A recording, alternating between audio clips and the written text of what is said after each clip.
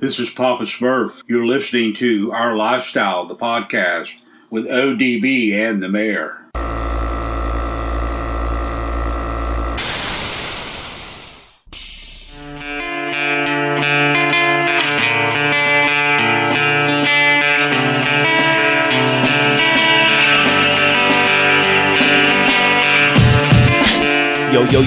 Yo, it's ODB, and I want to let everyone know before we jump into this episode, a big thank you to Scrapin' the Coast, the team behind Custom Car Show Productions. It's going to be an amazing 20th anniversary. They're lining up awesome vehicles already to showcase at one of the biggest, baddest shows in the country. It's June 24th, 25th, 26th in Biloxi. Scrapin', that's Scrapin' with an I-N, the Coast.com. Big ups to the family. We hope to see you out there. Much more to come on this famed show. Also, don't want to forget about Mini Truck Showdown family. Their next event on paper is going to be February of 2023, and that is going to be out there in Bakersfield, California. So much more coming on Kern County Showdown. Keep it tuned to OLP, and thank you so much to our title sponsors. Big ups. We'll see you at Scrapin' the Coast in less than 2 months. Yo, it's ODV, our lifestyle podcast, and we are on our first week of a break, so to speak, and we're still going to bring you this episode, which, believe it or not, is thanks to Tim in NC, Florida for the idea. We're going to run possibly every other week through the summer. We'll see how far I can go with it, but we're going to do some throwbacks, or also known as best of episodes. And this is from episode way back, episode 39, Air Syndicate. This was back in August of 2017. We were just a couple of years in, really almost to the date. And we were only on episode 39, featuring Craig Fraser, Air Syndicate, of course, partnered up with Cal Concepts for many, many, many years. So let's get ready to jump into it. And again, if you're just following us for the first time, we've been about 3.5 years straight of every Friday. This year, we announced last episode, it's summertime. And with that being said, we're going to go bi-weekly, which is going to be fantastic for us. I had my nephew's graduation this week, which was awesome. We've got his graduation party this weekend. The biggest news that we had since our last episode was Steve Stillwell passed away. Rest in peace to the OG.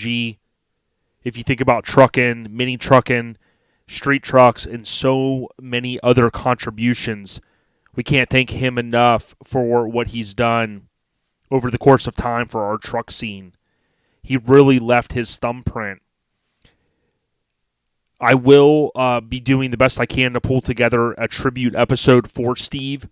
Steve had agreed a couple times to come on the podcast. We just never really aligned and nailed down a time.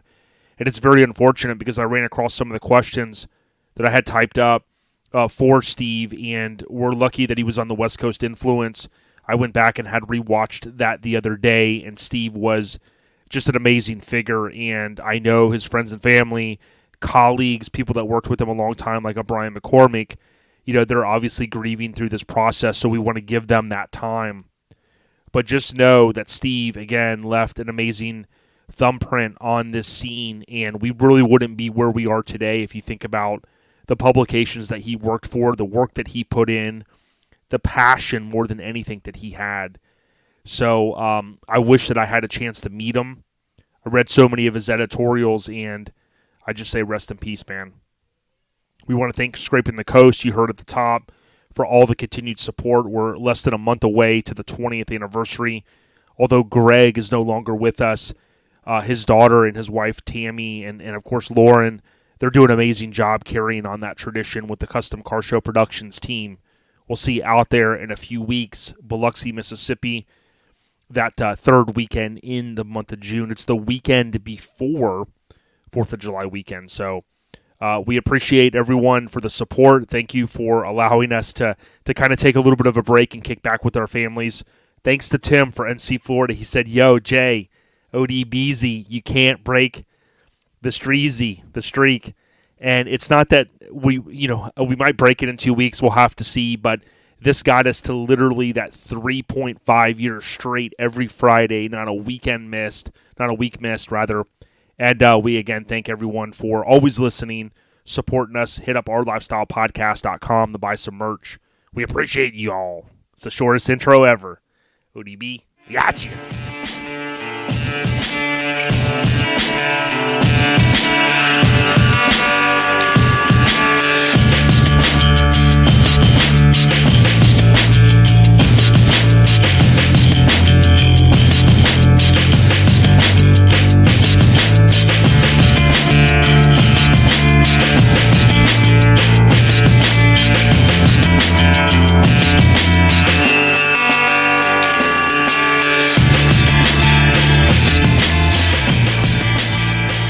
Our Lifestyle, the podcast, you already know.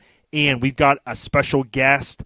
We've got Craig from Cal Concepts / Air Syndicate. He is a legend in the game. I know he's not going to want me to say that, but Craig, man, how's it going? Thanks for coming on. It's going good, man. You can use a legend term. Just don't use it on my wife. She'll just bust out laughing. So. That's so funny. We've had a lot of what I call OGs on. We had Sean Mahaney on recently, and I know you guys on the West Coast really kind of go back. I mean, an awesome era. So we really have some cool questions for you, and we, like I said, we appreciate your time. But I wanted to really start off with. Problem.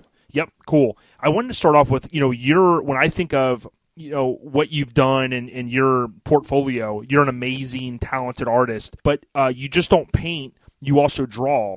Can you give us a little background on how and when you got started into art? Was that at a very young age? I was always drawn. As a young kid, my parents both were very artistic in their own way, different mediums, mostly oils and acrylics. And then, so I was always encouraged to draw. I never viewed it as a career choice. I always viewed it as something I was pretty good at. And when I was younger, I used to just decorate the cover of my peachy in school to the point where I started actually selling custom painted or custom drawn out, sketched out peaches. And my medium of choice was pen and ink, and I started doing colored pencils from that, and then some of the different pens that came out at the time. But mostly, never really thought of airbrushing. Just viewed it as illustration techniques, and I never thought of it as something I could do for a living. I was always more interested in computer science and music at the time. Oh, wow. And there wasn't even a computer science major back then. Matter of fact, to date me, when I first went into Cal State in computer science, it was a math major with a computer science strength.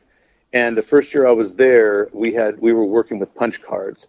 So wow. that dates it back then, learning the old, Fortran 77 and COBOL and Pascal, but mostly on punch cards. So that was my introduction into college, was mostly computer science with a minor in with a minor in music.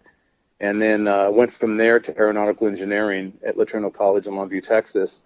Got my associate degree there, transferred to Cal Poly, where I got my bachelor's in architecture, and finished up my architecture degree at the University Indipendenza in Firenze, Italy. And so wow. throughout that whole area, I never really took a class in art, but the irony is the way I put myself through college was pretty much by airbrushing, whether it be doing illustrations, renderings for magazines, doing work for professors, doing renderings for their books or their periodicals, and then even doing nightclub murals, wall murals, and even textile, clothing design and stuff. Mm-hmm. When I was in Italy, I did a lot of nightclub painting and T-shirt design when I was over there. And when I came back, I continued doing it and was working as an architect and as a consultant for some different designers. And then at the same time, on the weekends, coming back to Bakersfield, where at that time my girlfriend lived, and started working with Cal Concepts with Dion, and just on the weekends. And that was back in '92 when I moved back to the United States. So that's really where people want to know where Syndicate started. It actually started in Italy because the guy I worked for would always make a joke about. He always referred to my company and myself as Sindacato di Alagrafo, and he always would basically syndicate of airbrush syndicate, because he always make jokes. There was no other airbrushers in the area, because we always made little jokes like we got rid of them. But I took that, and Sindacato di Alagrafo just a little bit long, and airbrush syndicate sounded lame. And at that time, it was kind of funny because I just came up with the name Air Syndicate, and also wrote down Syndicate Air, and literally DBA'd both of them just in case. And it was literally a complete coincidence that their local car club in Bakersfield, because I wasn't living here at the time. I was living on the coast, but I would come here, and it was Syndicate Minis and Compacts. It just started about not much more than a year or two before that. I think these started in 1990, I think. And so I hooked up with Louie and all the guys over there with them and started doing their window designs. And by the time, come 93, 94, 90% of all the vehicles that were Syndicate, Minis, and Compacts were done by me. So everyone would either make the assumption that it was my club or that I was just their airbrush artist. And it was kind of funny. And it worked out pretty good. I never complained about it, but I never actually was a member of Syndicate, but I pretty much painted all their stuff. And still, I would say probably some of the best hood murals. And there was not a club, even to this day, there's not a club that was as hardcore as those guys were when it came to just dominating shows. Even though they were only really around for a very brief amount of time, less than really a decade. They were. But hey, some of the best things don't last that long, and that's what they're all known for. One of the last major cars in that club was, of course, the Last Look. And people remember that one. That is, man. I was trying to take some notes there, and mentally I'm living in the moment, and I'm like, wow, great history. And from a business owner and as an artist, wow, like I said, a portfolio. You got an awesome resume, dude. I mean that, Craig. Now, Craig Fraser, has given us a little bit of insight there into like the beginnings of Air Syndicate. So I think that's pretty cool. Now, you also have Craig Fraser Studios. It's Craig and then Fraser Studios.com. And it's really filled with paint tips, blog entries, events, and even items that that customers can purchase. Did you ever think as a child growing up that you would you kind of alluded to it, but you're making a career and you're living off custom painting? How awesome is that? No, it is. It works out really good for me because I don't like working. So, and I always say, if you find something you love, you'll never work a day in your life, is what the adage is. And I tell a lot of my students that they really should focus, airbrushing is great. Art is great because it is a fantastic hobby. But at the same time, you can monetize this hobby. In my opinion, the definition of the best hobby is one that you can monetize.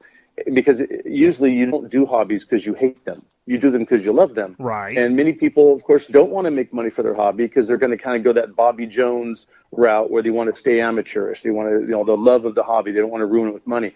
And I don't think it's money that ruins things. It's the way it's your perspective. What I do for a living is literally my living is my hobby and vice versa. I've had people say, well, if you're not painting, when you're not painting, what do you do? I go, I paint. And they're like, yeah, but you got to have a break. I go, well, I paint my stuff. Right. I don't paint your stuff. I don't have to talk to you. I don't answer my phone. I paint my things. I do my stuff. I really don't have any. The other activities I do besides drawing, painting, tattooing, it's always tied in with something, whether it be interior design, it'd be murals, somehow painting, just sketching, logo designs, product development. I do a lot of product design work, which is great because it gets that engineering background I had. It really finds a use for that. And I did have, I still do have a lot of love for engineering and especially reverse engineering or concept design and innovation. So I'll work with companies on existing products and make them better, or I'll come up with an idea I can develop to another company. That's probably the only thing I do that's not comes down to drawing, but I approach it in the same way. I approach it in the same creative way.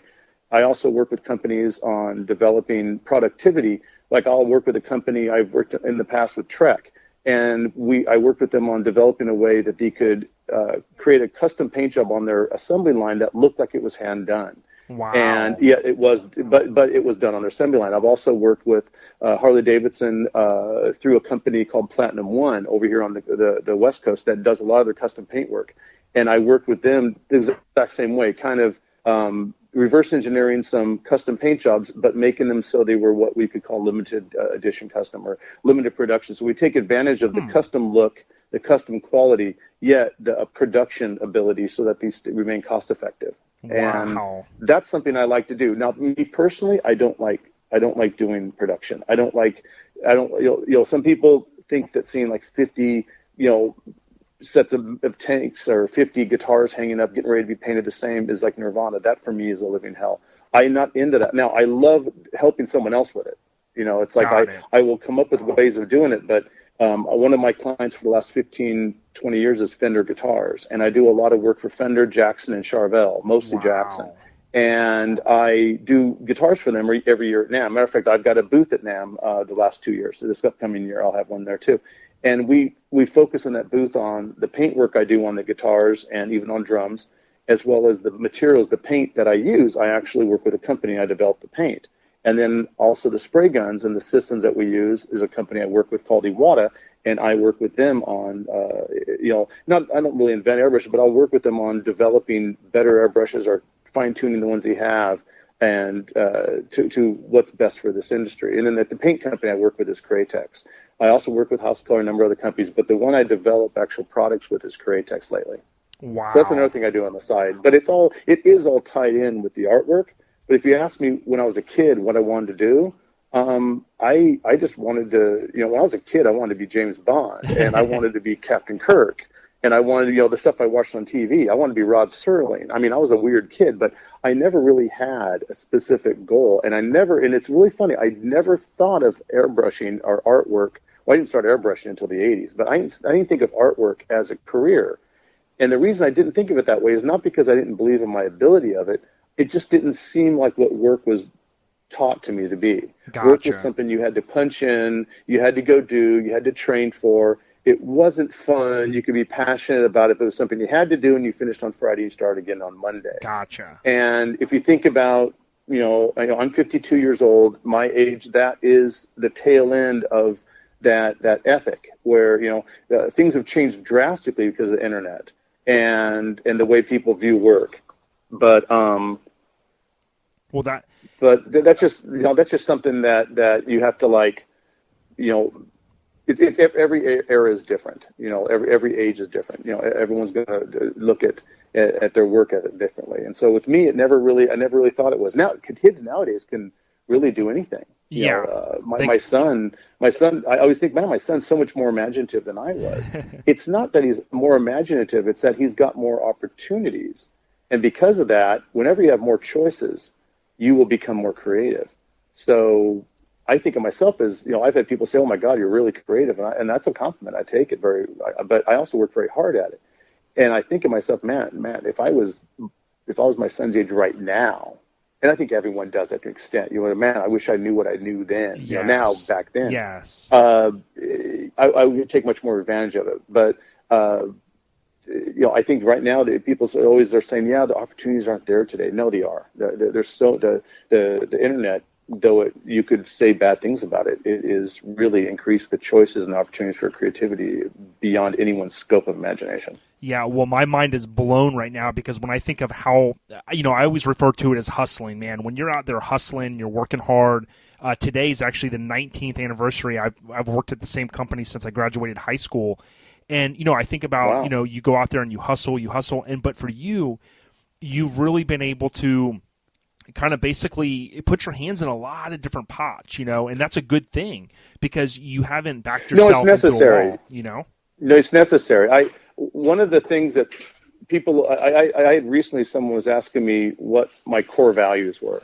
Mm-hmm. And it was an interesting discussion we had on core values. And I said, well, one of them is integrity and loyalty and continuity and creativity and innovation. But one of the ones I pointed out was diversity. And the diversity thing is having, there's that old adage, you should always have, don't put all your eggs in one basket. I mean, that's a good, whether you're a stockbroker or a custom painter, that's a good thing to keep in mind because, there may be one thing that's hot and heavy, but it's not going to be that way forever. And when I mention, I go, hey, just prepare. And they're like, why? I go, well, everything eventually goes south. It's, it's apathy. It's the law of apathy. It's the way things happen. Things have a lifespan. Some things live longer than others. Some things go a long time. There's trends and there's fads, and then there's things that are like classical elements of design that last forever. But when it comes to being a painter, if you only focus on one thing, you better hope that lasts, and the odds are it won't. So you always want to have more baskets and more, divvy up your eggs amongst those baskets. So I've always done that naturally. Not, for two reasons. One of them, I don't trust any one thing to last long enough. And secondly, I've got a serious attention span issue. There's not one thing I want to do over and over again. So I love it when things disappear or not become as popular, because usually it's coincidentally when I'm tired of them also. So I'm That's always so looking, smart. when I find something that's really cool, or I think it's cool, sometimes I think it's cool and no one else does, and then that's just mine. It's not for the public. But sometimes I come up with something that the industry really digs and it takes off and does really well. And I'm stoked on it. But at that point, I don't really keep on working it to perfect it. I'll go on to do something else and let the industry work on that. There's people out there that their goal, their true talent is to take ideas and make them really work. Alexander Graham Bell didn't design the best phone. He just invented it. He was the first one to get it out there. The same thing when it comes down to Edison. The best light bulb wasn't necessarily his. It was just the first. So very rarely do you find innovative, creative individuals are usually not the ones that also develop the most efficient or the most productive worthy product. And that's fine. This is a completely different talent. So that's why I have no problem when people say, "Oh, this guy's one of your students and he's doing that better than you." I'm like, good. I have a lot of students that in many respects are much better at me at things I taught them. Well, and people think that's strange. I go, not really. Most football coaches can't keep up with any of their athletes. Yes. But those athletes sure the heck listen to their coach. And I view it in the same kind of respect and same kind of way. There's things that I take a lot of pride in being good at. And that has nothing to do with what other people think. It has just to do with me. So when I always tell people with diversity, I go, it's a form of self-preservation, and it'll save you from having all your money on the table for one thing, and then you lose it when it's not popular anymore. But it also will save your sanity, because as an artist, you always hear about people with mental blocks or writers with writing blocks. Uh-huh. All those come down to is writing block or mental block is a form of self-boredom. You've gotten to the point, it's like a repetitive stress injury of your brain. And you've done the same thing over and over again to the point where you're not challenging yourself anymore. And then all of a sudden you don't know what to do anymore because you've been doing the same thing over and over again. And you're supposed, as an artist, you're not supposed to be comfortable. You're supposed to be literally on the edge, constantly worrying and wondering if you're going to screw. Will this thing not be as good as the last one? That's the whole key. People want to get to the point. Many say, "Well, I just want to get to the point where I'm comfortable and sitting there and holding court, and I'm just the man." I'm like, yeah, that's not going to happen. And if it does, for me, that's a living hell. Right. I want to be challenged by the next best thing. The newest thing out there, not leading edge for everyone else, but something that just attracts my attention. Yeah, a good example is, you saw Craig Fraser Studios. Yes. Was created only about, I think, 3 years ago. I put it together, and I did it with the idea of going more towards the fine art industry and doing more prints. And I also started showing at some conventions, started going to some Comic-Cons, and I started doing what's called the Monster Paloozas, which are these like monster horror effects conventions. Uh-huh. Because of that hooked me up directly with the studios, and now I'm working with Alchemy is a studio in Burbank I work with. It's owned by Glenn Hetrick and Neville Page. You're kind of known for Face Off, the show on TV, but what we're working on right now is Star Trek Discovery, and I do work with them on some of the paint work and some of the behind the scenes set things, whether it be Klingons or something else. So some of the stuff I do with them, but I'm also working in the studio industry on developing new products, paint and techniques for them, and that ranges from not just Alchemy but also Disney and some other things. So you can look at all this stuff. People say, "Well, so you're not doing main trucks anymore?" Oh, sure. We just did one not too long ago. We've got one in our shop right now. So I'm doing that at the same time. So I never stop. That's the one thing, is there's nothing I ever did that I stopped. I just might not do as much of, and I might not be doing as many. Like with mini trucks, I don't do as much windows as I used to. It doesn't mean I stopped painting the mini trucks, and we don't have as many of the two-tones as we used to. Most of the stuff we're doing now, we're just getting back to some of the crazy graphics. So we kind of sit back and just watch it. But even our shop, with me and Dion, and he's the one that owns Cal Concepts, we always see trends that change around. We're also the official painter in town for Harley Davidson. We do all the repairs, but also all the custom work for the local Harley Davidson dealership. Mm-hmm. And so that kind of stuff that we're working with.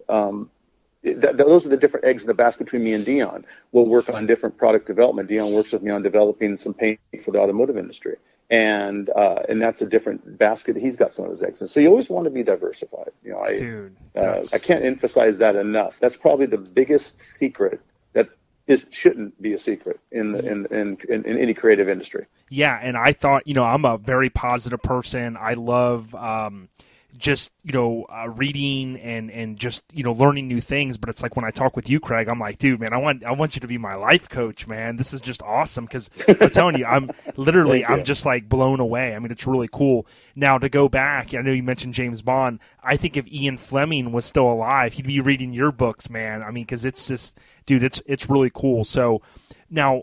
That's like way over the top compliment. I've always been a huge Ian Fleming fan, whether it be the James Bond or even it was funny as a young kid, I didn't even know Ian Fleming wrote Chitty Chitty Bang Bang, but I loved Chitty Chitty Bang Bang as much as I loved James Bond. So yes. I appreciate that. That's a very, very cool compliment you said there. Yeah, no problem. There was actually, I watch a lot of different different shows on Discovery and stuff. And there was one, I forget if it was on TLC or if it was on History, but there was a pretty cool hour or two segment that they aired the last couple years. And I'll have to look it up if you haven't seen it, but it shows how he lived and maybe what was going on in his mind. And it was really cool, man, because I'm a huge fan. I don't own them all, but I'm a huge fan of the 007 series. And it's amazing that his work has lasted this long, Well, if you think about it, the reason, and you can really figure out why it's lasted that long. It's not that difficult because even though the stuff he wrote was fantastic, I mean, some of it was ridiculous, but it was based in reality. You have to realize Ian Fleming did work for the British Secret Service. True, and that's what I learned during that. That's a good point. He was legit. He was actually legit in there. There's a reason that Kevin Costner always goes back to baseball movies whenever something else doesn't work out as good, and why his baseball movies are the ones truly beloved by him, because he used to play baseball. So when you truly know something, you don't have to act. When you truly know something, you've got a little bit of an edge. I use that even when I'm doing murals and when I'm doing artwork. I'll do research. Like I'm doing. I recently, just last year or a little over a year ago, I got signed by Disney. So I'm a licensed artist for Disney, but I'm also licensed for Acme, and which means I'm an artist for Lucasfilm. I just finished doing a piece called Bounty on Bespin. That's based on Boba Fett, kind of chasing the Millennium Falcon to Bespin from The Empire Strikes Back. And then anyone that's interested in seeing that, you can go check out Acme Archives online and just type in Bounty on Bespin or my name, Craig Fraser, and you can see the piece. It's available online. The reason I brought that up is I actually do research on these where I'm doing not just research on watching the movies, but I'll actually do research on the ship design and who designed it and some stuff that didn't make the cuts in the movies. Mm-hmm. And at the same time with Disney, I just recently did a piece, the 50th anniversary of Pirates of the Caribbean. And I did a lot of research on the original stuff that was in the Pirates of the Caribbean, the attraction, when I did the painting. You always want to do the extra research. When I did my murals on cars back in the day, people make comments on all these little details you'd see for years later. I'm like, there is a lot of stuff that I do research on and I'll hide in the murals. And part of it is, of course, to add interest to the mural. But a lot of it is for myself, because I won't be interested. It takes me a while in some murals, and if I get bored halfway through, you'll see it. So I got to keep interested. So I'll always keep on adding things in. That's awesome. And I used to. There's a magazine. It's called I think it's called High Life magazine, and or Highlights, not Highlight. That's a Highlight's a different magazine. Yeah, I was going to say, wait a minute. No. I was going to say, not every dentist office has High Life magazine. Right. Or Highlights magazine is the magazine in the dentist office, and on the back of the magazine is the find the bunny, find the comb, find the egg picture, and there's always some brat kid ruins it by using a ballpoint pen. But there's always you have to look in the painting to find all the hidden stuff. As a kid, that was my favorite thing in the world was that pictures. And as I grew up, I also started noticing some of the work by Zap Comics, the Cheap Thrills posters, all this cool stuff that came out of the Grateful Dead and came out of like the studios that the Zap Comics had that I then researched and found out that Zap Comics got its origins mostly from Ed Roth and his studios back in the day, and Robert Williams, who was the art director, and then a lot of it. So as I followed the stuff I liked, I followed those influences and then was able to mimic that. And so I started hiding things in my murals.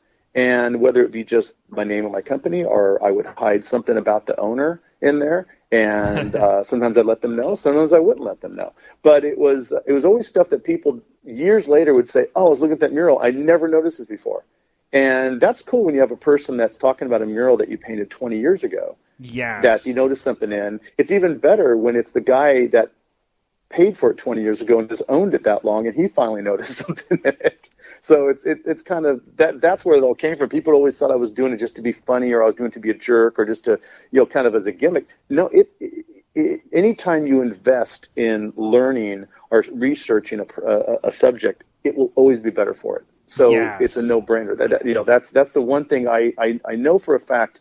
Not as many airbrush artists do as I do.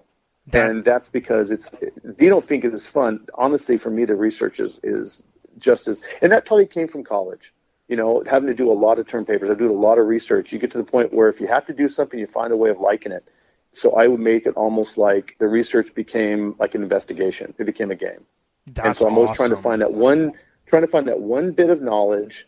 When I do a demonstration, and I do live demos at Disneyland when I'm airbrushing, and I did one recently on the Tiki Room, and I really quick was reading up on a bunch of stuff and a bunch of history on the Tiki Room.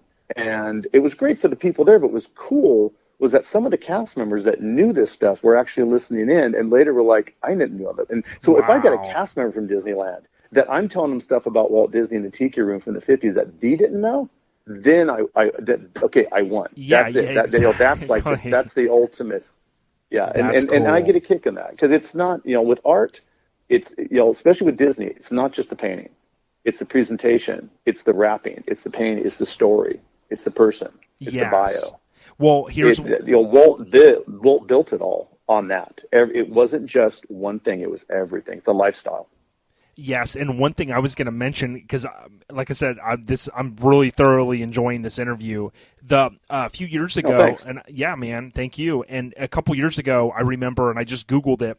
So, did you hear a few years ago, Andy Warhol? They had found like a floppy disk, and it had some early '80s, like it was computer generated art, basically, but they had to get someone to almost not decode it, but it was, think about it, you don't have a floppy drive, just sitting around, but they were able to pull that off, and it's just amazing when you think about like digital archaeology almost, right? I mean, imagine Indiana Jones in today's environment, but it's really neat because, to your point, it's like maybe he did that thinking, man, would someone unlock this like 30, 40, 50 years later, or however many years, Warhol was an interesting dude. The problem is that it depends on how you studied him. If you studied his artwork, if you studied his history, if you're still, sadly, you talk about Warhol, and most people just know him from Basquiat, the movie, or what little they've seen in pop culture. Uh-huh. And he was ahead of his time on quite a few things. You could argue the quality of the artwork. That's subjective. If you don't like his work, that doesn't mean he's not an artist. People didn't like Cubism. Doesn't mean Picasso wasn't good. But with Warhol, he would always, you never really could quite be sure, because he was the kind of person who would do some really weird things, and one of them would just really take off, and you'd be like, you meant that. And of course he meant that, but he also meant all the other things too that didn't take off. So the fact that, years after he's gone, they're still digging up and finding new things.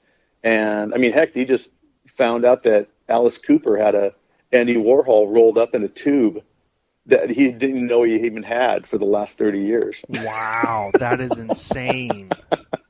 It was just a poster, but it was a really rare poster. And the only reason he got it is his girlfriend purchased it because Cooper used to use electric chair on stage, and it was an electric chair that Warhol did a limited number of prints on. And it was a print that went for like, I think it went for like $250 or something, or $2,500 back then, and which is a lot in the 70s. But it just got valued at over $1 million. Oh, I've seen it on Rolling Stone website. Yeah, and it's talking about it was in a classic storage locker. Oh yeah, the Andy Warhol classic just in the storage locker. Yeah. And then the best part is Cooper's like, that's too nice to put in my house, and so he put it back in the storage locker. Like that's killer. Dude, that is insane. Well, so as we transition like into the automotive stuff, because I mean, this is awesome. But when the listener, so like a lot of people know, hey, Craig Fraser, I know because in the mid 90s, late 90s, I started reading Mini Truckin', and we start seeing these unbelievable trucks, and really they go down in history. A lot of them have. But can we start first, like with Air Syndicate and Cal Concepts? You kind of alluded to these different companies, but what's the difference between these two? Well, Air Syndicate's my company, and I've had different people off and on. There's some names you may remember. You probably heard of this guy named Steve Van Diemen, and great painter. He's probably had more truck covers in Truckin magazine than any other artist out there. And he actually was one of my first employees, one of my first students, actually. And I've had different people off and on that have worked for me with Air Syndicate, but pretty much just me. It's just, I call it Air Syndicate Studios. It sounds like it's this huge place. It's just wherever I'm at. It's Air Syndicate. And I separated it just to make Air Syndicate's more of my automotive stuff. You won't see Air Syndicate doing any murals, in nightclubs, or doing any restaurant design or anything, or doing any tattoos. That's different. Air Syndicate was my automotive. So I created Air Syndicate as my company name when I started working with Dion, because I started working at Cal Concepts. Dion's like, well, you're going to need to have your own company name. And I had a company called Fraser Graphics at the time that I was going to restart up again. I kind of let lapse when I moved to Italy. And I said, I'm going to do something different. That's when I actually licensed Air Syndicate here in the United States, because I'd already been using the name. And that's just me. That's whatever I'm going to, or whatever group I have working with me. If I have 3 or 4 artists working with me, then we're all Air Syndicate. But Cal Concepts a little bit differently. Dion started Cal Concepts. He purchased Curtis Craft. It was a boat racing company, and Curtis Craft Racing, from his stepfather, Arlen Curtis, back in 1986. Now, Curtis Craft Racing started in the 30s from Frank Curtis, who was the most winningest IndyCar builder of all time, actually even more than Ferrari and Lotus and those other companies. If you look back at Curtis, that's Curtis with a K, Curtis Craft with K, both with Ks. That's also why Cal Concepts both has Ks. That's a little bit of an homage to Curtis Craft. Now, Curtis Craft still exists. Cal Concepts is a DBA. It's Curtis Craft DBA, doing business as Cal Concepts. So Curtis Craft has never been closed since I think 1930 something or other. Whenever, I can't remember what the exact date was. In the 30s when Frank started it. So by definition, Cal Concepts doing business or Curtis Craft doing business as Cal Concepts is the oldest custom paint and customizing company, because they did their own paint work. Except they did race car building back then, and sprint cars, and then later in the 60s and 70s boats. And he's also, because Frank's father was a blacksmith that actually a wheelwright that started working for Henry Ford. Dion is the 4th generation car customizer or car builder in the company. And so probably the longest business that's never had its doors shut would be Cal Concepts, of course, the original name, Curtis Craft. And I always thought that was kind of cool. That is awesome. I remember Dion didn't even really realize that until we were talking about it years ago. And I go, wait a second, did Curtis Craft ever shut stores? He goes, no. And I go, yeah. Then guess what? You've still kept the name, because you can get rid of it. He unincorporated it, but he kept the name, so it's still there. Kind of cool. That's crazy, man. I appreciate that insight. Now, when you mentioned, it was Steve Demon, right? Steve Van Diemen, yeah. Okay, now I'm trying to He's known for his flames on a lot of trucks and stuff. Yes. Now, I don't have the Truckin' sitting next to me, but I mentioned we had Sean Mahaney on. Didn't he paint Crew Cut, the dually for MIC? I think he did. It was green and purple. Right. Rob Maggi, I think Rob Maggi, right? Yeah. Or Maggi, or whatever it's pronounced. Yeah, he did. He's the one that did that one, yeah. Yeah, because I designed the steering wheel. And then he did the flame job. That is awesome. And it's cool because, Sean, when we had him on, it's one of our most downloaded and listened episodes. People were really intrigued, and, we had a great conversation. But I always remember on the back lower right, it had like the purple, it almost looked like a bumper sticker, but it said his name on it, and that's pretty cool. So I'll have to look back with all my Truckin' magazines and look at other, paint jobs that he had his name tied to, because you mentioned that, there's a lot of them. So that's cool, man. In my opinion, I believe he probably, we've had, Cal Concepts, Air Syndicate, we've had more than 70 covers. And that's a lot. Yes. Dion knows the number better than I do, but since we started together in 92, we've got 70 covers. Not all in Truckin', of course. Sure. That's in other magazines as well as in other countries. But not just that, over 350 features that I personally have written, step-by-steps for Airbrush Action Magazine, Truckin', mini trucking, lowrider, hot rod, different companies, Drive magazine, Cal magazines overseas, Chrome and Flame over in Germany, and then also I got three books out that were the I remember seeing those. Cheap Tricks. Yeah, Cheap Tricks of Special Effects 1 and 2, and then Pinstriping Masters is a book I ghost wrote for Airbrush Action magazine, and then also have about 25 DVDs out there that on instructional. Most of them are available now. You can get them online. They're actually been kind of released online free. And then there's a number of them I still do videos, but now they're not DVDs. Now they're direct downloads through a company called Coast Airbrush. It's called Coast Airbrush TV.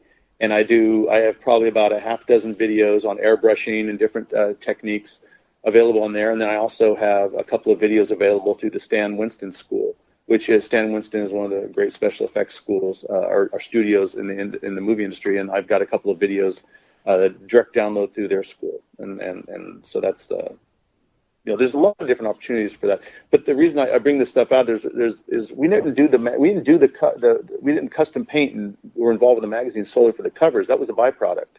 A lot of people would say, "Oh, I want to be on the cover." I'm like, "Well, that's easy." To be on the cover, you can do it politically. You can finagle your way in, or you can earn it. To be on the cover is not that big a deal, but remember, it is a big deal, but it's not. It is something that this today's cover is tomorrow's on the bottom of tomorrow's cat box. So you might not, it doesn't. This industry is very about what have you done for me lately. Exactly. So when people always say my goal is to be on the cover, I go, then you're going to either be really disappointed when you are, because when you could be on another cover.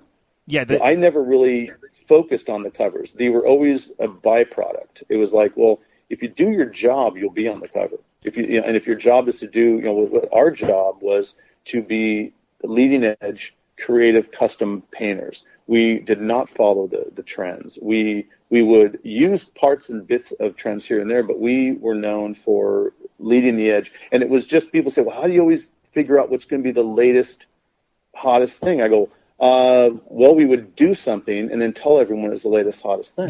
And they're laughing. They're like, it doesn't work that easy. I go, yeah, it does, especially if you're writing articles. Yeah. And if no one can guarantee a cover of a magazine, and I never could to get a cover. But the thing is that I had better odds of getting the cover, because if I'm working for a magazine and all of a sudden I had this happen with a couple of times, a Truckin and Mini Truckin and some other magazines, especially Airbrush Action or Autographics magazine, where I'm already writing for them. I've been writing for them steadily for a while, and they're like, hey, we need something. Something fell through. This didn't work out. We need something. We're at the last minute.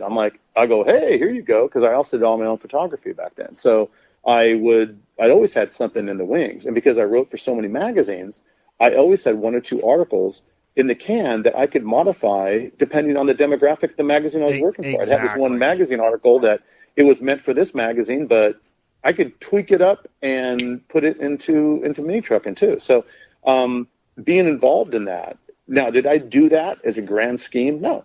I liked the people at Mini Truckin. I liked working with Lance. I liked working with Courtney and Stillwell and all these people in the magazine.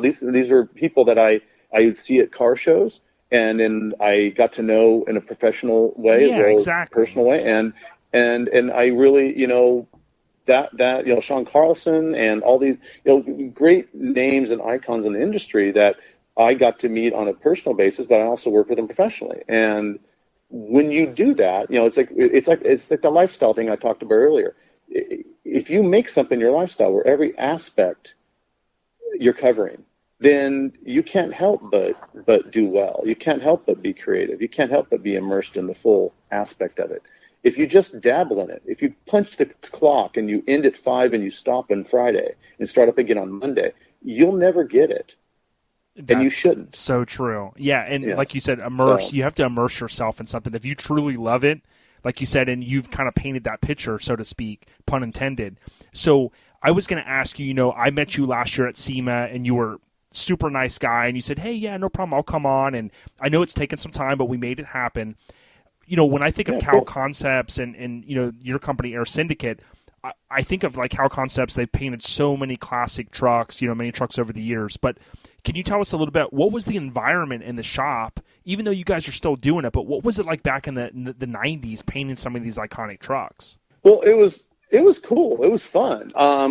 people, it wasn't like if we did a television show, it wouldn't, like Fast and Furious, nothing is like that. When you look at people would love to think that we just had all these lifts in the shop with like 20 cars that you would just like, I recognize that one, I recognize that one. No, it's not like that at all. Working on an iconic truck. I mean, Last Look was a shop truck. It started out as this truck that we rescued from this tweaker that I swore this body drops using batteries and coat hangers. Some of the worst work we've ever seen done. And we rescued it from this place where it was just torn apart. Didn't make any sense. It was actually a friend of ours' truck that he had sold to this people. We bought it back from him. We were going to just make it into a shop truck. Uh-huh. And Dion got it all cleaned up and fixed up, and we did a body drop on it. And at that time, it was, matter of fact, if you go back early enough, you'll see a couple of issues before the Last Look, or quite a while before the Last Look debuted, there is an article on Sean Carlson, and I can't remember the name of his company at the time, because he had two different. He had New Forms, and there's the other company he had. I'm brain fart now. I know what you're talking about.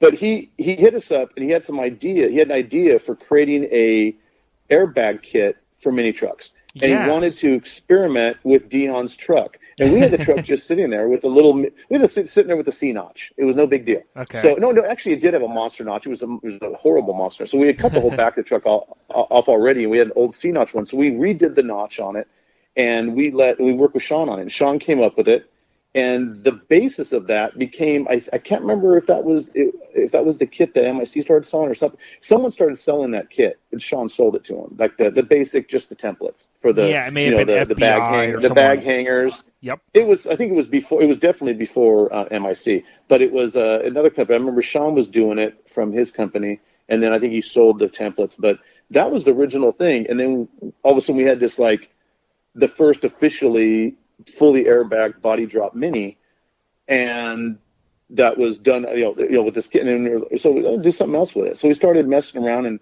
it was kind of funny. We never had any intention of doing it the way it looked. Dion's, we were making jokes about I don't know if you heard of a company called Chisholm Suspension back in the day. Yes, I have. And they actually put a full-size truck on a Corvette NASCAR chassis, and they took it out in the early 90s, and they ran it as a pace car. Everyone just laughed their butts off. But it was like, and then all of a sudden someone's like, they made a joke and called it a NAS truck. Then someone all of a sudden got the idea of, hey, this might actually be something. Now, I painted the Chisholm Suspension NAS truck, and we made jokes about it. It was badass. Don't get me wrong. We were all thinking this is the coolest truck. It's the stupidest truck if you're really talking about a practical truck. But we're just laughing about it because, dude, they're never going to have a NAS truck series. Right. But we just laughed about it. Later. So when all of a sudden we started noticing, they started doing like a little bit of the NAS truck. NAS truck started. They did kind of like an exhibition race. And the next thing you know, they're talking about it. Me and Dion were making jokes. They're saying, well, if they're going to do this, they're going to have a mini truck class. So we built the cage and all this stuff on the Last Look to make it look like a mini NAS truck at first, the way we were doing it. That's how it came about. And that's how that whole front end looked, that whole, that big scoop on the front hood and all that, the original, the look of it was, we're going to have the first mini NAS truck. And it's kind of funny. They never did. I mean, mini trucks kind of stopped in '98 when everything happened. Nowadays a mini truck's a mid-sized truck. Yep. But there's it never took off. They never did a mini truck series. But we had the Last Look, and it was all yellow because Dion liked that color. We didn't know what to really do on it, and Dion's like, "Give me 3 renderings." So I remember doing these 3. I really went all out to just do the craziest rendering, and they were full color. And I usually don't do color renderings. Right? I used to do black and whites, So I did 3 full color renderings, and the one he picked was the Last Look. And then later on, there was a guy named, I don't know if you remember John Lotto. I don't remember that name. 2L. He had a full-size Chevy truck that was yellow with like some crazy graphics on it. It being sold to the Japanese. He had these big 20, back like then, Budniks or no? Big 20-inch spokes. No. He had 20-inch like LA wire wheels on it. Okay. And they were like crazy looking. But it was at SEMA a while back. But that was a modified version of the second drawing, and I can't remember off the top of my head where the third one went to. I mean, Dion has them all, but that's how it started. We never intended the Last Look to be the last look. It was actually, I'll give you one of the funny stories about it is we always had a good relationship. It was a very competitive relationship with Eric Coleman from the Color Shop. Okay. Color Shop and Cal Concept, we were always, and Coleman used to work for Dion back in the day. Coleman got his start at Cal Concepts originally before he started the Color Shop. Got it. And he had a car club called Mag Material, and he would do his stuff on the side. And then he worked for Dion for a while, left, and started Color Shop. Okay. And so we're always very competitive with him, and people always thought it was very vicious, and never was. It was kind of funny. Everyone thought it was really mean-spirited, but we would actually just talk smack to each other all the time. Well, there was this one thing where Coleman was going to beat Dion at this way. We'll see you at, I think it was Truck Jam, and I'm going to build this car. It's going to blow you away. And Dion's like, well, I'm going to build the shop truck. He goes, I'm going to take our shop truck and blow you away. And he's like, and then so they had a running joke on whoever would do the best, whoever won. And it wasn't the best of show; it was the best paint. We could care less about best of show. Right. So whoever won best paint at Truck Jam, I think it was, would have bragging rights. And they were like defining what bragging rights was. And Dion's like, you can call me at 3 a.m. and say, who's the man? And I'll say, you are. And Coleman's like, okay. He goes, well, I'm going to have 5 trucks there. And Dion goes, you only need 1. And that was the beginning, the reason for the last look actually being a little bit over the top. Nothing to do with it being an icon in the industry. It was just fun, and it was not to really get back at Eric at all. It was funny because of that little competition, the Ahead of You truck, Sean Dell's truck, was the answer to the last look.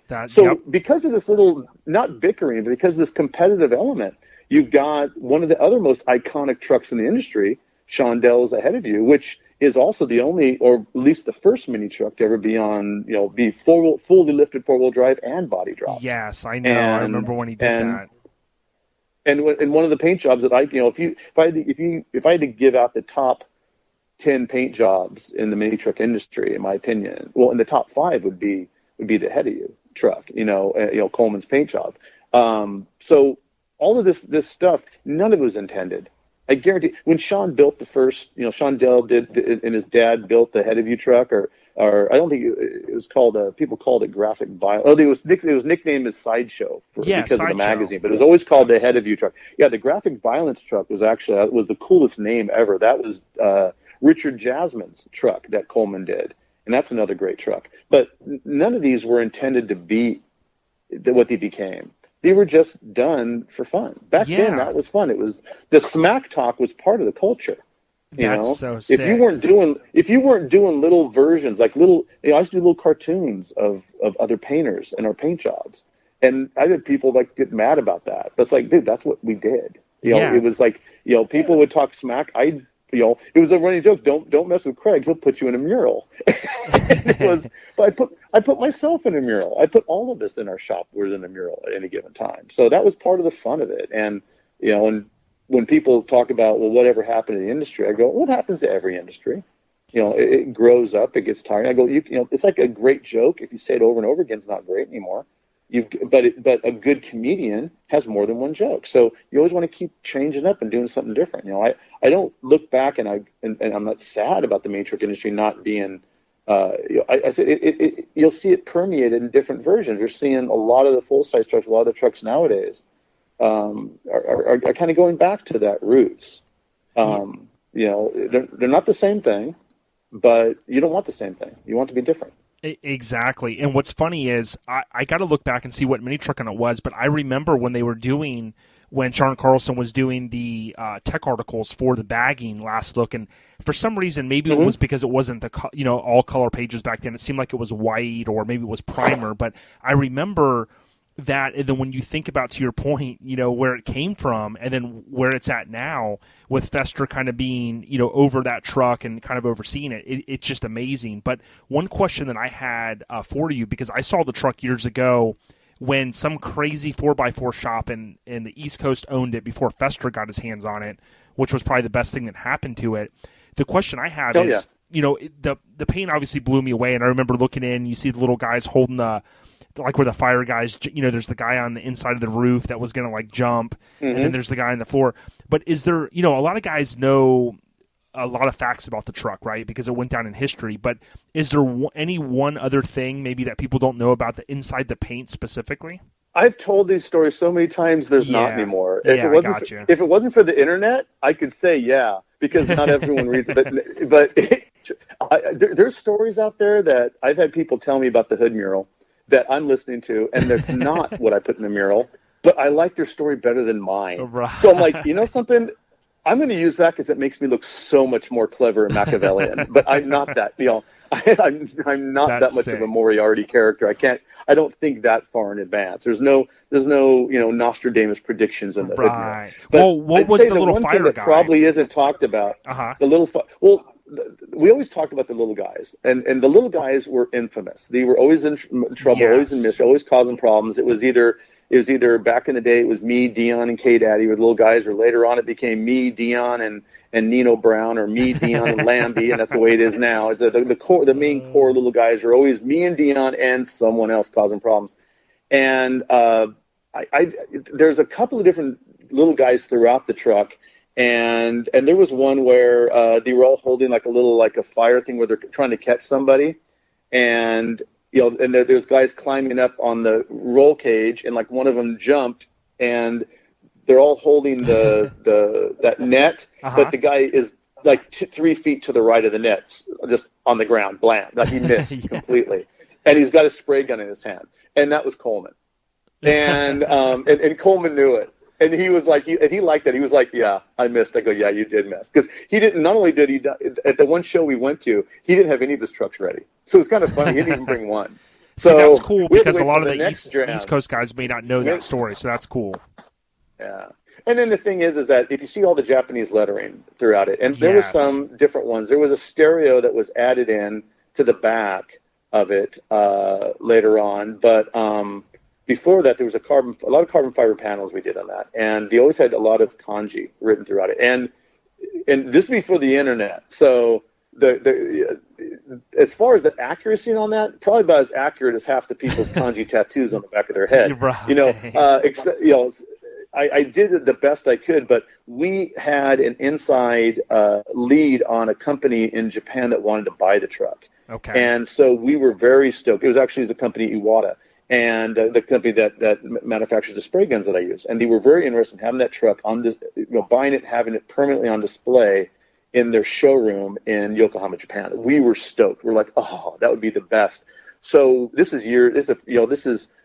had heard about this early on. So when we were painting it, we're like, let's, because they're saying that this thing's going to be really cool. We'd like one of your trucks. And Dion's like, we need to make it this truck. So I put a lot of kanji things in there that had to do with, Japanese lettering in there, not just because it was, a Toyota Japanese truck, but because we were trying to really, really cater to the Japanese. Right. And the deal fell through because it was like the person that was interested in it ended up leaving the company, whatever. So it never happened. Sure. But that was something a lot of people don't know, that we were fully intended on. When we built that truck, we were going to show it for about 1 or 2 years and then sell it and go from there. And a lot of people also don't know about the bike. There was a 85 Ninja 600 that was painted to match that used to travel with the and we keep on teasing Fester.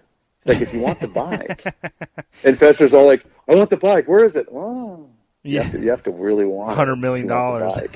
We've got a line. No, it's not that at all. But we basically are teasing Fester with. Fester will probably end up getting it eventually. Right. But we had the bike, and the bike was called the Eliminator, and it was along with the last look, and it just had the big letter E and then a dash Eliminator, and that was also a running joke because Eric's nickname was E, Eric Coleman, and so there was that kind of stuff all the time. Like the Ahead of You truck, supposedly in the original mural version, the chick holding the head was originally my head. And then he changed it, and I was like bummed. And they're like, well, and I was kind of like, no, come on, you won't play. I mean, because the thing is I had probably put Coleman in a half a dozen paint jobs, and he would get mad about it, but he liked it. It was funny because he had to understand Coleman's sense of humor. It was pretty twisted. Yeah. And so that whole thing, that was the industry. That's what we did. People would always like, oh, stop being juvenile. it's mini trucking. Come on, don't ruin it. There's no it's fun. freaking rules in mini trucking. I mean Yeah, there's no rules in mini trucking. That's like mini trucking is probably one of the most, in my opinion, socially acceptable forms of anarchy that I've been directly a part of.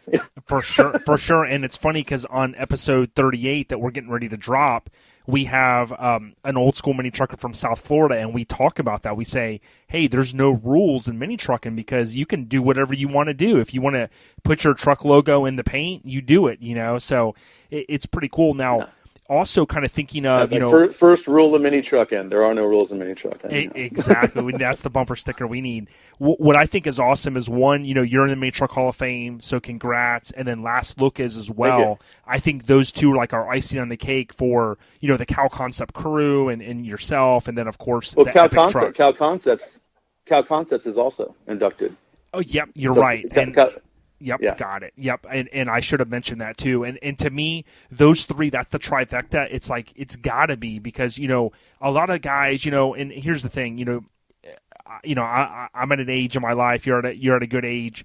We're not old by any means, but there's a lot of the newer generation that's coming in, and they haven't heard these stories. And for me, even I haven't heard a lot of this. And to me, you have to know where your hobby, know some of those roots, man, because these trucks will go down, and they have already went down in history. So I love what the whole Mini Truck Hall of Fame is doing. I know some people, not everybody wants that kind of recognition, but to me, it's great that our industry or our scene, that we have that as an outlet, No, I was very happy when Bob Hayes, put together, and I have to give, the majority credits to Bob Hayes. That is a true, point of passion with his is the Mini Trucking Hall of Fame, and he's put as much work, as much sweat, and lost as much stomach lining running that Hall of Fame as he did running Rezo, which I still will say is the ultimate show of all time. People may argue with me, but I'm sorry, I love Rezo back in the day, and so I give a lot of credit with him on that. The thing is that it's kind of interesting dichotomy. You got the new guys coming in. And you can, and it's good that they can study the history, you can see about it, but you can't shove it down their throats, because the whole concept is, think about the way mini trucking started. It was a bunch of guys that weren't going to listen to the old hot rod guys, or weren't going to listen to the old race car guys. They were going to do something that was just completely ridiculous. They were going to take these mini trucks and make them so untruckable, and it just, no one expected it. It's like, when it came out, I remember there was a guy, you have to go way back in mini trucking to find him, and he was my neighbor. His name was Mike Kitchen, and he had a truck called Tilt, and it was an old Hilux, and it had a tilt bed and molded rear tailgate, and it was painted by the Beam Brothers, and it was lowered, and it was back when Zolatone was really bitching, and he had color mapped Zolatone in his bed, and we just thought he was the weird. And of course, back then, this is back in the early 80s, I had a 68 Camaro SS396, and all I cared about was street racing. So that's what I was into, was my 68 Camaro and racing. And then he's got this mini truck, and I remember just being completely baffled. It was cool, but I remember thinking, I had my primered Camaro, which is completely ironic, what I do now, and I had a primered Camaro. And then he had that, and I remember thinking, that's never going to take off. And I was so complete.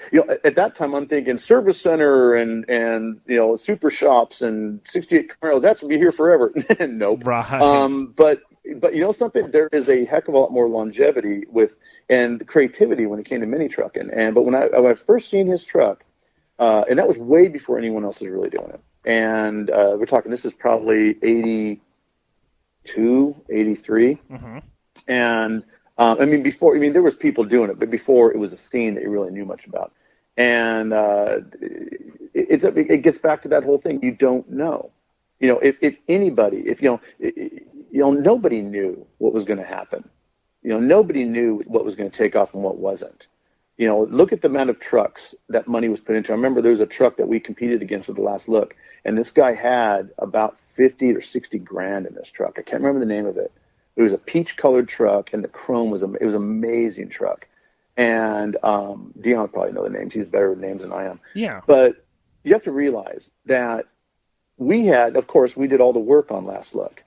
We did all the paint work, all the fabrication, everything on it. A lot of it was found merch. A lot was fabricated. Mm-hmm. But the amount of money that was put into that truck was like between $2,500 and $3,000. That was it. That's how much money was in that truck. Sick.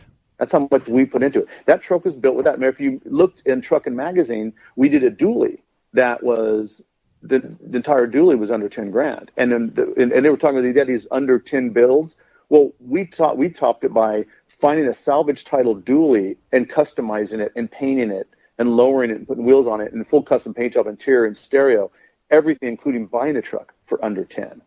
And at that point in time, we were always like, that was, you can throw money at something. And I've got a healthy respect for that. I love seeing something where a lot of money's been spent on, but that doesn't guarantee you anything. And all it is you really, really, wondering if you're ever going to get a return on your investment. Now, if you really figure out how many hours did we have in the last look, I don't want to know. That'd be even more depressing than that guy with the 60 grand in his Mini. So when Dion sold the last look, he actually got a very good price for it, and I believe he sold it and also partial trade. He traded it and sold it for it was a convertible. Oh, what was that? It was like a convertible 56 Chevy or something like that. And then money. And it was kind of bizarre. And that's literally, from that point, we almost kind of started going into customs more. Gotcha. We would always do the minis. We never left minis. That was one thing we always, we kept doing them on a regular basis. And, we've got you've probably seen Carl's, the Star Wars truck. I was going to bring that up. Oh, yeah. That truck is sick. And Corey's recent truck that we just finished, not too long ago. I can't remember his last name. I'm thinking some terrible names. But with Carl's truck's actually going to be at SEMA this year for Iwata. So it's kind of cool. But he was invited to Oakland Roadster Show from that. And then that's a perfect example of, people say, oh, what's Cal Concepts doing? There's something they could do. You're not doing mini trucks anymore. Yeah, we are. Yeah. And was that the Toyota? Which one? The Corey's? The burgundy one? The burgundy one. Yeah. I was thinking, because there's one that I've seen out there that almost looks like, I guess in photos, like a silver and a black with some the crazy Cal Concepts on it. Oh, no. That's a different one. That one used to be a crazy-ass green color. Oh, yeah. And then I'm looking at it now. Yeah. Yep, so I know the other one. It's black. Yeah. It's all monochromatic. Yeah. I like that one. That one hasn't really hit the scene. I think he's shown it a few times, but that thing's not really been seen that much. It's not in the magazine yet. Yeah, that one's and then sick. We did, yeah. Yeah, and I see the other one. There's a lot of trucks, and there's some trucks that never quite ever made it in the magazine that we did, and that's fine. Back in the day, there was trucks we did that never quite made the magazine. Exactly. And then there's a few that are gone, and then there's Tommy Leondecker's old truck, Something Wicked This Way Comes, which used to be Cobb's Ninja truck, which before that was the Gecko truck painted by Coleman. So this truck was actually in the magazine 3 different times, 2 times with one owner, a 3rd time as Something Wicked This Way Comes, which is also the very first time we ever did a step-by-step video, was on the orange, the Mazda. That's sick. So I love that truck. And I wanted to bring that one up. And it's funny because when I first got into mini trucking, I was buying stuff from Steve at Altered Images. And Steve, back then would film all kinds of stuff, and I swear he went on the video, the VHS tape. There's a part where he goes somewhere, and that truck was on a trailer, and somebody goes, "Yeah, you can go check it out." And he opens the door, and he's filming, and it was crazy because back then, like you said earlier, there wasn't the internet that there is today. So to have some, I call truck smut smuggled from the West Coast to the East Coast, I mean, it was freaking badass, But I did want to mention, so, you talked a lot about the history of these different trucks. Now, you'd also brought up Sean Carlson's name, so rest in peace. I've even had a family member reach out to me because I always hashtag his name. But, he was an innovator, much like Cal Concepts and Air Syndicate. Now, Cal Concepts, of course, painted Woodrunner.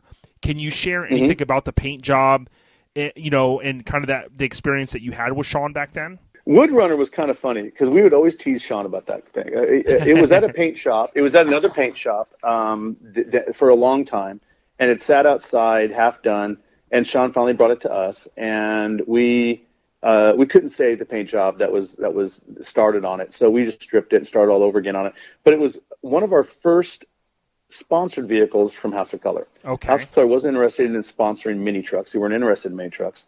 But we got that sponsored. And we even have a little character of John Kosmowski was on the back of it because it was our first fully sponsored House of Color job. Before that, we used to use a combination of House of Color and PPG. At that point, we went full-blown House of Color. Okay. So we really wanted to showcase the House of Color paint. And we went nuts on that truck. And then it sat. Yes, I remember that. It was like in storage or something. And we would always tease them to the point where that paint job was done before the last look. Wow, I did not know that. Before the last look. It was finished more than a year before the last look. That's sick. I did not know that. Yeah, and so we'd always tease them about, hey, when's the 400 going to come out? And to the point where it's just it would pop up in mag. I remember seeing it at SEMA, and I'm looking at it, and I'm like, you limo tinted the windows because there's nothing inside that. Right? Goes, yeah. And it was funny because when I was but it looked amazing. Yeah, and people were talking about the motor swap. I mean, even on the East Coast, it was weird how knowledge kind of made its way back before the internet. And when I went to Indy Truck Bash like 0203, that's when it had already made its pilgrimage over kind of the East Coast, which I guess you could almost say the start of the demise of it. But it was awesome because I took a lot of photos on film of it there because I was just like, wow, this truck is here. And I forget somebody in like Indiana owned it, and I know a lot of stuff had really transpired. But to your point with the characters and whatnot, I mean, it was really neat to see that, man, because that paint job still to this day is just mind-blowing to me. Yeah. So and but also with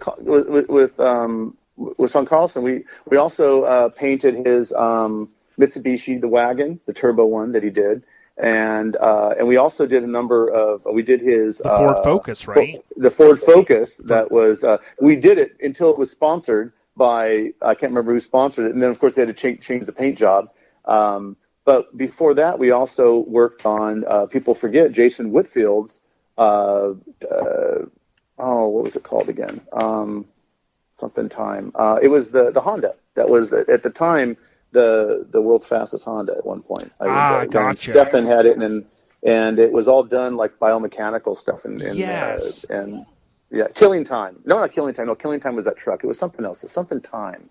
Yeah, and I can't believe I forgot it. That's well, I mean, dude, you showed some awesome memory this whole entire interview, and we do have a couple more questions, and then we'll kind of wrap it up. But to me, when there's a cover that I had, and I forget if I went to Nopi back. We used to go there, drive up from Tampa, and Sean was there. That Honda was on the cover of. There was the Nopi issue of the. I can't remember which one of the. Yeah, it may have been magazines or and something. maybe that's where I remember Turbo magazine. I think it was on Turbo. And then the Ford Focus, I have that issue, and it was funny because I took a picture. My buddy goes, "Oh, there's Sean right there," and of course, I never knew him or anything like that. But he was being interviewed. It was early 2000s, and I took a photo of him, and it really, I looked at him, and you could just see how genuine of a guy he was. But that Ford Focus, to your point, I remember it when it had the carbon fiber look of it, but you could tell it had, I think that's when you guys painted, you could tell the cow concept, piece of it as well. Yeah. Yeah. We want to keep as much of the carbon fiber as possible, but there was a lot of modifications done to the body that made some of the carbon kind of ugly and kind of messed up and had to be body worked. And so we strategically placed the graphics and to cover up and to show as much of the carbon fiber as possible. And I believe the only time that was really shown was SEMA. And then a couple of months after that, a couple of runs and races. And then as soon as he picked up whoever's his major sponsor at the time, and then it was McGuire's. Became, I think it was McGuire. Yeah, and then all of a sudden after that, it was a McGuire's wrap over the whole car. Yeah. So yeah, but I don't blame him. But everyone's all, "Aren't you mad?" I'm like, no. I'm very happy for Sean. He's kicking butt. So same thing with us and Leia Pruitt.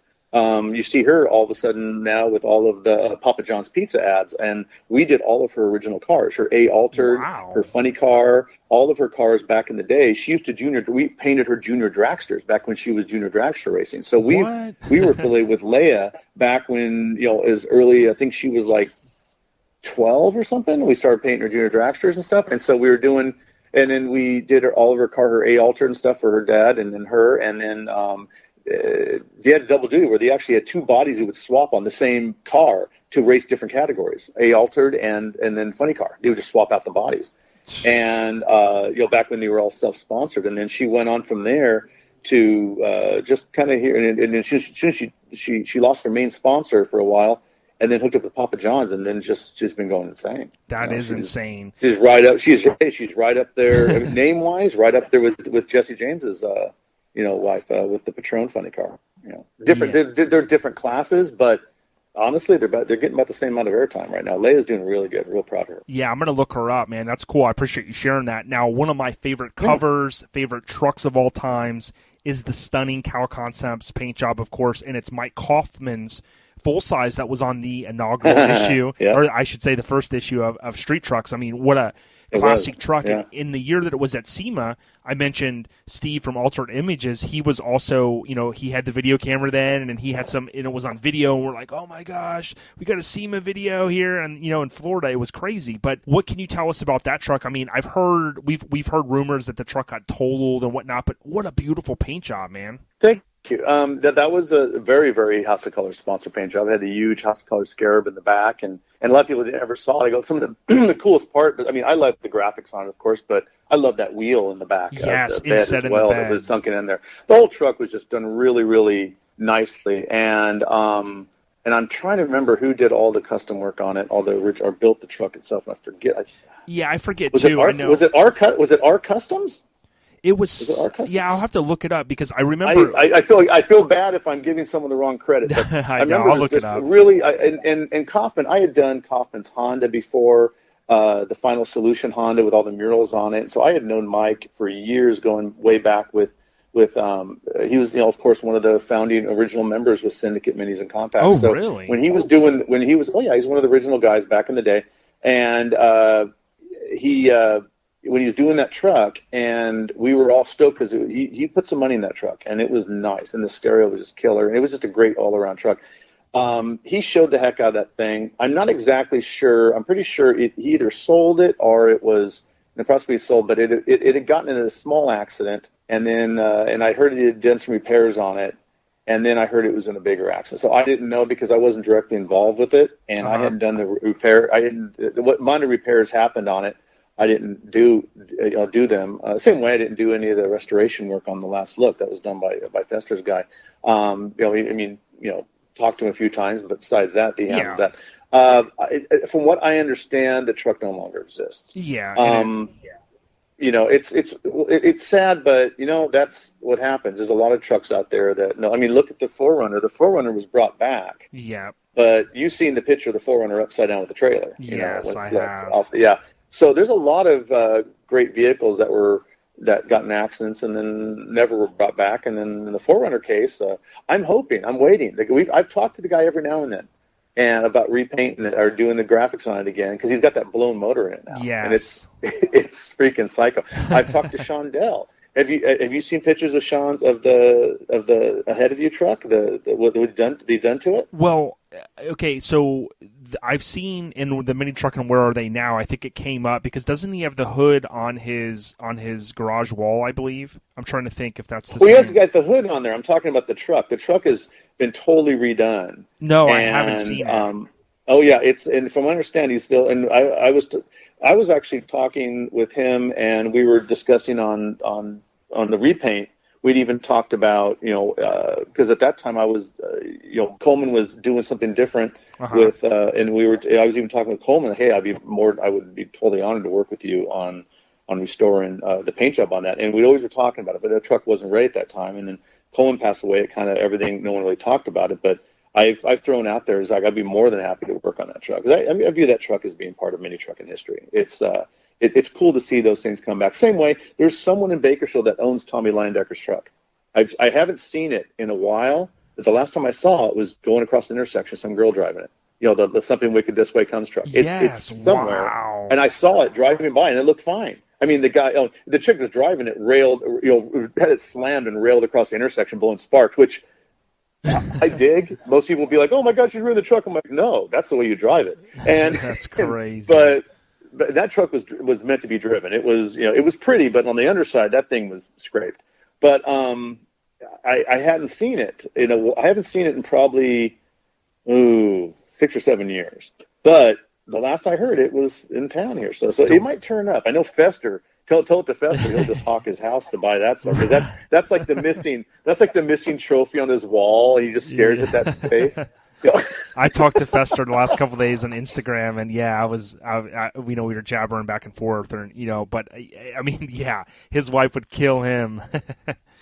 Oh, that's good stuff. I'm actually surprised. His wife threatened to kill him 3 trucks ago. Right. So yeah. I think it's hollow. I think it's a hollow threat. I think she really likes the trucks. Yep. Or she did kill Fester, and that's just a Muppet that we see pop up every now and then.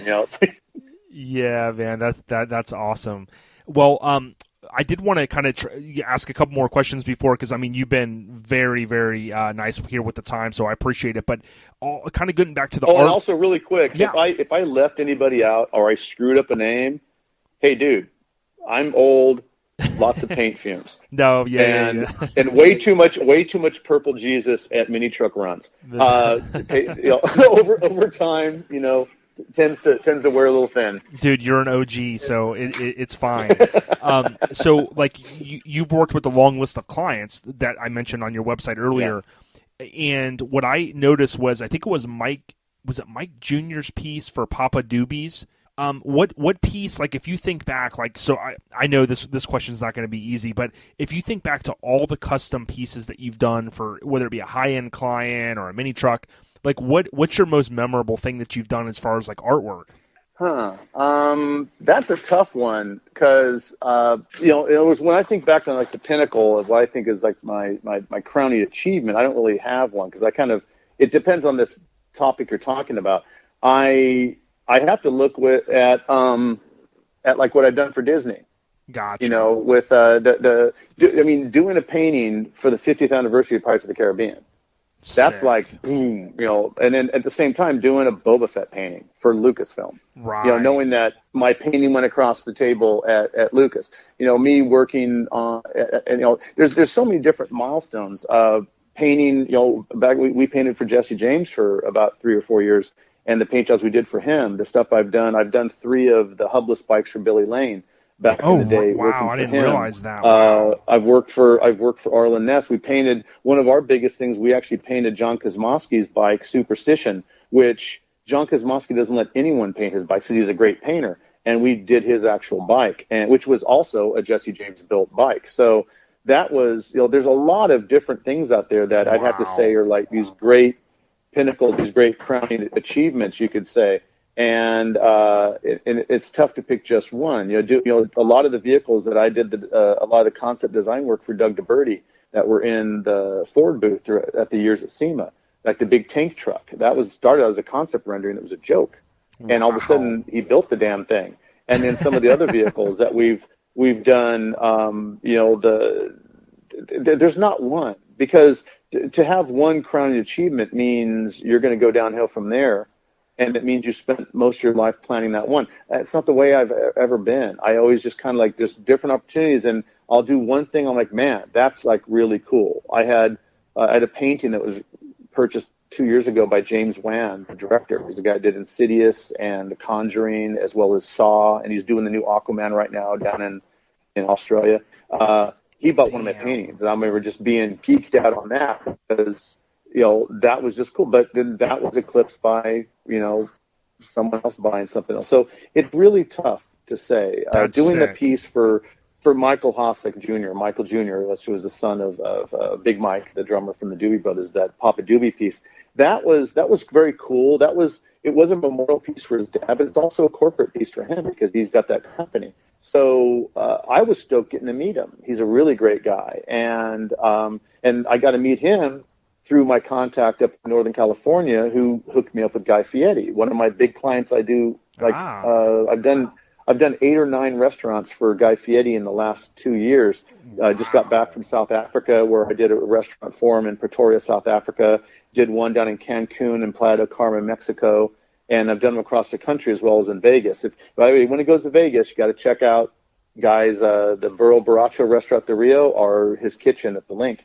And working for Guy Fieri, painting his cars, but also doing wall murals for him and doing fine art for him has been a great thing as well. So because of that contact with Guy Fieri through one of my students that works for Guy, that guy also is a lifelong friend of Michael Hossack. So it just, these things happen. You can't plan it. Yes. And I have something that if anyone wants to follow me on Instagram, it's at Von Fraser, VONFRASER, and that's my personal Instagram. You can also check out CraigFraserStudios.com, which is my business side Instagram, as well as my website and my Facebook. And I have a thing called Quote in 60, and where I just have 60 seconds and I mention a quote and I describe it. And I talked recently about opportunities don't knock just once. They continually knock on an infinite number of doors. The problem is most people are so afraid of failure that they won't answer the knock and start working. And that's the key. If you ever shoot for just one target and you miss it, then you missed it. But if you pay attention, there are targets of opportunity everywhere, which means as long as I may go for something, but if I miss, it's close enough for me to do something else with it as well.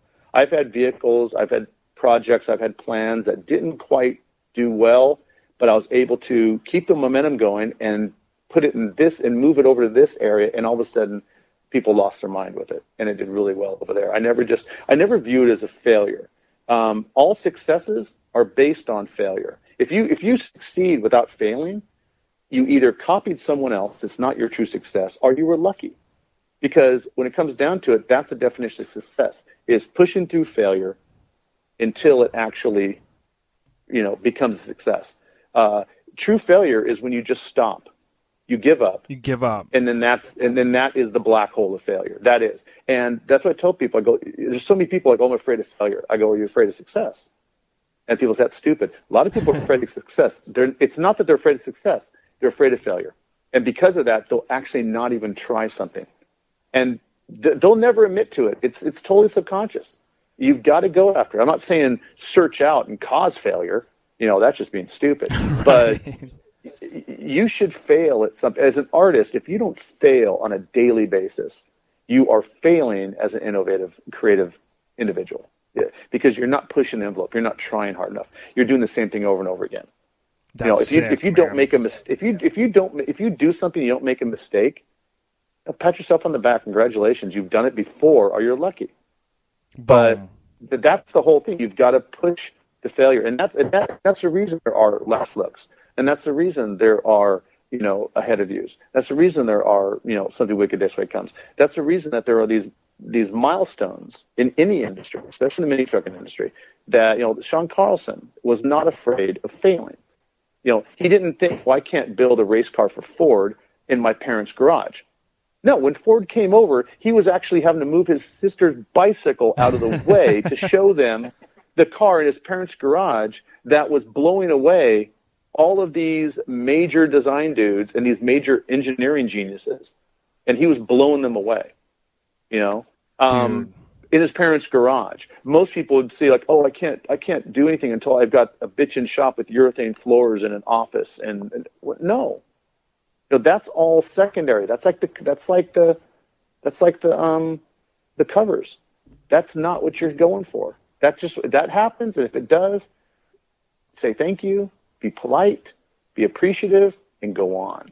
Otherwise, you can fail by actually embracing your successes and holding on to them too long. Man, this is true advice, man, from an OG. I mean, I'm telling you, we could bottle this and sell it, Craig. I'm telling you. No, but it's great advice, man. It's not just for the enthusiast, man, but one thing on the podcast, we try to bring positive energy, and these are things that can help you, no doubt, in your career, starting a business, things like that. So, I mean, listen, I love to motivate people. Music motivates me. But I'm telling you, this hour and a half has just, man, I'm like ready to start a business, man. I got to also high from this. I really do. I do want to mention before we end here that, of course, we mentioned NR Carl from No Regrets, his S10 with the Star Wars theme, insane. That was on the cover of Grindr TV. So our friend Brian. And then also a good friend of ours, we've had her on before, Holly from Forbidden Fantasy. We love her Nissan that you guys painted, the full-size extended cab. She drove that to Slamfest, which is right here in our backyard in Tampa. Oh, she's she's prolific with that truck. She drives the heck out of her truck. She's a real mini trucker, even though it's not quite mini. Yeah, she embodies the effort. It's like that's the nice thing about mini trucks. There's not too much trailer trash. The only reason we trailered the last look around is because you can barely fit 2 people in it. I remember people saying people at SEMA when they first saw it at SEMA when we had it there. They were making jokes like, well, that thing doesn't run. And then Dion just did like a standing smoke show down the street with it. It was just so freaking killer. But cool, it was a lot of, that's a great thing about it is that I think out of any custom industry or out of any automotive industry out there, I believe mini trucking was always the most real when it came to like, this was built by this person, or if not, at least it runs. There always is trailer trash in every single group, but it always mini trucking was always more legit to me. And of course, in house at our shop we have Lambie, who is the embodiment of mini trucking. He's like our guru.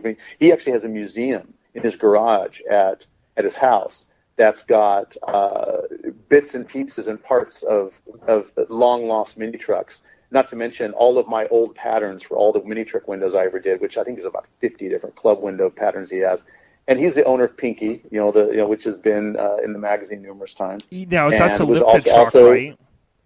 Yeah, no. Pinky is he has a lifted 4Runner that's all graphicked out, but Pinky is the slammed Tacoma. Okay, Tacoma. I got you. Okay. With the leopard print, and the flames. Okay, yeah, I'm gonna have to look that one back We've up. had it at SEMA. Yeah, we've had it at SEMA a few times, and he's been a member of Freaks of Nature for a while. But before that, he was I lose track of him.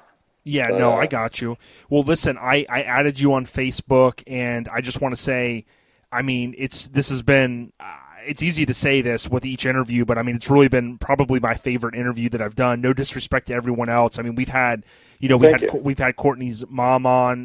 What a wonderful woman, Maggie, that she is. Mm-hmm. And we've had Jeff Davey and Sean Mahaney and so many others. But to really. The candor that you have, and like I said, I slapped hands with you at SEMA, and you weren't, hey, I'm above this guy who's this jabroni that just reads mini trucking. Like you really, you treated me like an everyday dude, man. And like I said, it took us a little time, but I think you'll be thoroughly impressed how we put this together. And the listeners are going to love it. I'm telling you, they're going to eat it up, and it's I awesome. hope so. And I've had a great time. You had some good questions here. One last thing. Sure. I still have my original website out there. Okay. I haven't updated it, so don't get butthurt if you look at it. It's not. I haven't updated that thing. I don't even know if I have access to it anymore. But it's called it's gotpaint.com. I remember now that website.